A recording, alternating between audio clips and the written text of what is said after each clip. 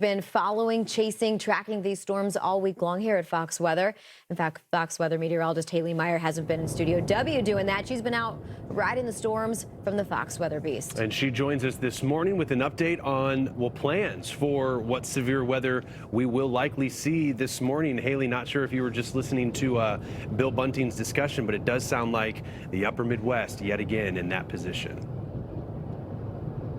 Yeah, you know what? It's really interesting how it's been the upper Midwest as the big target zone over the last couple of weeks. And even in the month of March when we had severe weather, we had the Kankakee, Illinois tornado. We had Union City, Michigan. That was in the first couple of weeks of March. And so this has really been the target. And I'm sure a lot of people here, they're feeling that storm fatigue. But today is going to be a big time day where you have the propensity to see an EF3 or stronger tornado. The conditional intensity groups newly issued by the Storm Prediction Center.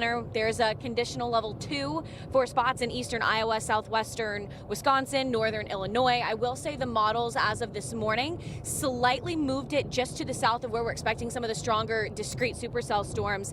Initially today we were thinking we'll go to Dubuque, Iowa, hang out right along that river crossing, and then potentially jump over into southern Wisconsin. Now our plans have shifted. We're still going to hang out in eastern Iowa, but we will be in Davenport, Iowa. So it's almost like that little bulge out of Iowa will be sitting on the southern edge as far as as opposed to that northern edge. And that's just due to the recent changes in the model forecasting. The parameters though are spectacular today for intense storms, especially discrete storms ahead of this cold front. When the cold front comes crashing in, we'll see round 2 of severe weather, and that's likely going to lean more towards damaging winds upwards of 80 to 90 miles per hour, and still some embedded QLCS tornadoes. But the highest propensity for the strong tornadoes going to be within those discrete storms right ahead of that cold front. And honestly, we have that one severe thunderstorm warning that's into Minnesota, closer to that area of low pressure, but we are expecting convection fairly early, which is why we were up early this morning.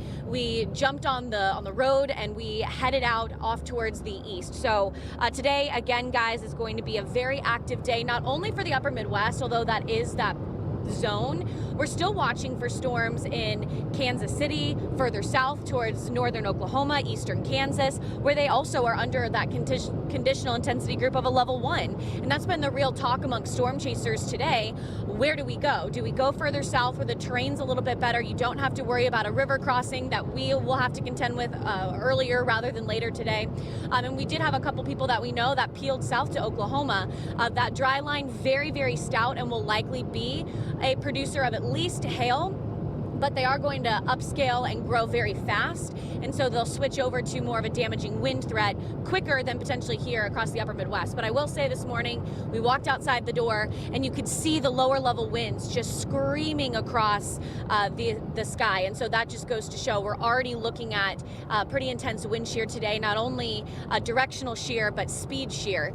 So the parameters, I would say today, out of all the days we've been out chasing, this is the one that has the highest threshold, I would say. So with that, I'll hand it back to you guys. But as Bill Bunting said, don't think when the first storm passes, you're done. There will be round 2, and that round 2 may be a different type of threat, but still very significant with damaging wind. Yeah, I hope the Beast is ready when it comes to that windshield. I know Brandon Kopic has lost many windshields from some of those hailstorms, and some of these hail cores could be pretty impressive today. Haley, incredible job. You know, a lot of the trackers that are more experienced, they make it look easy, but there are a lot. You're following the road, and sometimes the road doesn't take you to where you need to be. You were there in the passenger seat talking to you. I know we have Jared Maloney behind you, another meteorologist there that we have behind the scenes. But be safe today, and we'll be looking forward to your coverage as you track what are likely going to be some very active storms today. Thanks, Haley.